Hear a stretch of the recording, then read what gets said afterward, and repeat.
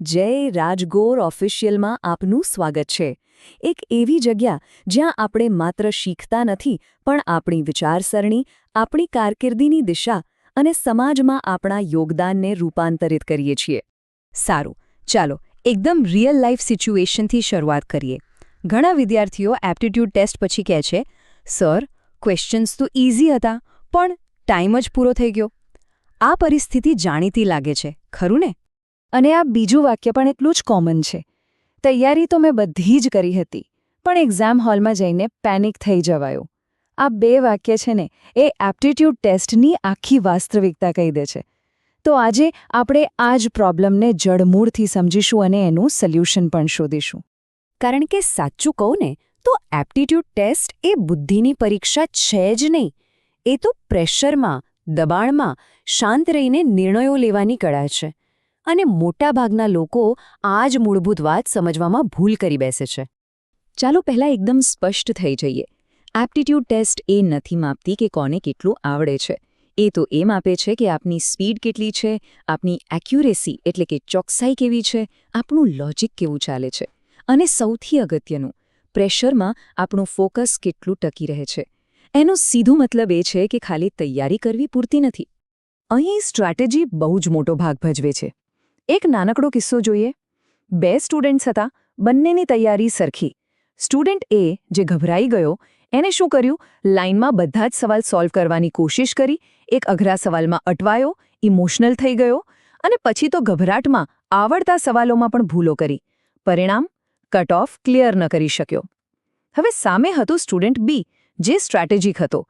એણે પહેલાં આખું પેપર સ્કેન કર્યું, જે સહેલા સવાલો હતા એ પહેલાં પતાવ્યા, અને જે અઘરા લાગ્યા એને સ્માર્ટલી છોડી દીધા. તો પરિણામ શું આવ્યું? સ્ટુડન્ટ બી આરામથી કટ ઓફ ક્લિયર કરી ગયો. એનો અર્થ એ નથી કે વધારે હોશિયાર હતો. ના, એ ફક્ત વધારે શાંત અને વ્યૂહાત્મક હતો. અને આ નાનકડો જ તફાવત સફળતા અને નિષ્ફળતા વચ્ચેની મોટી દિવાલ બની જાય છે. તો સવાલ એ છે કે આનું ઉકેલ શું? ચાલો આખા સોલ્યુશનને 3 પાવરફુલ ભાગમાં વહેંચી દઈએ. પહેલું, સાચી તૈયારી. બીજું, શાંતિથી નિર્ણય લેવાની ક્ષમતા. અને ત્રીજું, પરીક્ષા માટેની સંપૂર્ણ તત્પરતા. ચાલો પહેલા ભાગથી શરૂ કરીએ, તૈયારી, પણ સ્ટ્રેટેજી સાથે. મોટા ભાગના સ્ટુડન્ટ્સ બસ આડેધડ પ્રેક્ટિસ કર્યા કરે છે. પણ યાદ રાખજો, અસરકારક તૈયારી હંમેશા એક સ્ટ્રક્ચર સાથે થાય છે. તો આમ તેમ તૈયારી કરવાને બદલે આ 4 સ્ટેપ્સ ફોલો કરો. પહેલું, કોમન પેટર્ન સમજો. ક્વોન્ટ, લોજિકલ, વર્બલ, શેમાંથી શું પૂછાય છે. બીજું, પહેલાં ટોપિક પ્રમાણે પ્રેક્ટિસ કરો, એક એક કરીને. ત્રીજું, પછી ટાઈમર લગાવીને મોક ટેસ્ટ આપવાનું શરૂ કરો. અને સૌથી અગત્યનું ચોથું, થયેલી દરેક ભૂલનું ઊંડાણપૂર્વક એનાલિસિસ કરો. એક વાત ગાંઠ બાંધી લો, એનાલિસિસ વગરની પ્રેક્ટિસ ફક્ત પુનરાવર્તન છે. પણ એનાલિસિસ સાથેની પ્રેક્ટિસ જ સાચો સુધારો લાવે છે. દરેક મોક ટેસ્ટ પછી પોતાની જાતને પૂછો, મારો ટાઈમ ક્યાં બગડ્યો?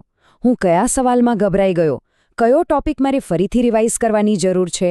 સાચો સુધારો હંમેશા માપી શકાય એવો હોવો જોઈએ. હવે આવીએ આપણા બીજા ભાગ પર, શાંત મનની શક્તિ. અહીંથી જ આખી ગેમ માઇન્ડસેટ પર આવી જાય છે. શ્રીમદ ભગવદ્ ગીતાનું જ્ઞાન આપણને શીખવે છે કે સ્થિર મન કર્મમાં હંમેશા શ્રેષ્ઠ પ્રદર્શન કરે છે. અને એપ્ટિટ્યૂડ ટેસ્ટ પણ એક પ્રકારનું કર્મક્ષેત્ર જ છે, જ્યાં આ જ સિદ્ધાંત લાગુ પડે છે. જ્યારે કોઈ અઘરો સવાલ સામે આવે ને, ત્યારે એની સાથે ઇમોશનલ ફાઇટ નથી કરવાની. અટકી જાઓ, બસ એક જ સવાલ કરવાનો. શું આ સવાલ 60થી 90 સેકન્ડમાં સોલ્વ થશે? જો જવાબ ના હોય તો બસ આગળ વધો. યાદ રાખજો, સવાલ છોડવો એ કોઈ નબળાઈ નથી, એક સ્ટ્રેટેજી છે. મોટાભાગના વિદ્યાર્થીઓ એટલા માટે ફેલ નથી થતા કે એમને આવડતું નથી, પણ એટલા માટે કે તેઓ અઘરા સવાલો છોડવાની ના પાડી દે છે. જે શાંત રહીને નિર્ણય લે છે એ જ વધારે સ્કોર કરે છે. અને હવે ત્રીજો અને છેલ્લો ભાગ, એક્ઝામ રેડીનેસ, એટલે કે પરીક્ષા માટેની સંપૂર્ણ તૈયારી. આ ખાલી નોલેજની વાત નથી, આમાં માઇન્ડસેટ, ટાઈમ મેનેજમેન્ટ અને એનર્જી મેનેજમેન્ટ બધું જ આવી જાય છે. તો આ રહ્યા 5 પ્રેક્ટિકલ એપ્ટિટ્યૂડ હેક્સ. પહેલું, પરીક્ષા શરૂ થતાં જ પહેલી 2 મિનિટમાં પેપર સ્કેન કરીને સહેલા સવાલો શોધી કાઢો. બીજું, 60-90 સેકન્ડનો નિયમ ક્યારેય ના ભૂલો. ત્રીજું, વધુ સવાલ કરવા કરતાં સાચા સવાલ કરવા પર ફોકસ કરો. ચોથું, એકદમ રિયલ એક્ઝામ જેવી પરિસ્થિતિમાં જ મોક ટેસ્ટ આપો. અને 5મું, જો ગભરાટ જેવું લાગે તો એક ઊંડો શ્વાસ લઈને બ્રીધિંગ રીસેટ કરો. સારું, હવે થોડું આત્મમંથન કરવાનો સમય છે. શું પ્રેશરમાં ગભરાટ થાય છે? પેપર સોલ્વ કરતી વખતે નિર્ણયો સ્માર્ટ હોય છે કે ઇમોશનલ? અને શું મોક ટેસ્ટનું એનાલિસિસ ખરેખર ગંભીરતાથી થાય છે? અહીં જય રાજગોર ઓફિશિયલમાં અમે એક વાત દ્રઢપણે માનીએ છીએ. પ્રેશર ક્યારે પરફોર્મન્સ નથી ઘટાડતું, એક ટ્રેનિંગ વગરનું અપ્રશિક્ષિત મન ઘટાડે છે. જ્યારે સાચી તૈયારી અને શાંત મન ભેગા થાય છે ત્યારે પરિણામ આપોઆપ સુધરે છે. તો હવે આ જ્ઞાનને ક્રિયામાં ફેરવવાનો સમય આવી ગયો છે.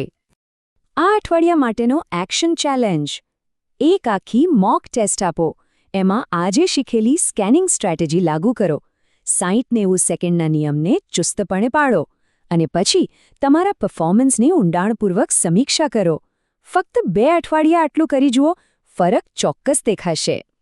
એક વાત હંમેશા યાદ રાખજો: એપ્ટિટ્યૂડમાં સફળતા એ જીનિયસ હોવાની વાત નથી.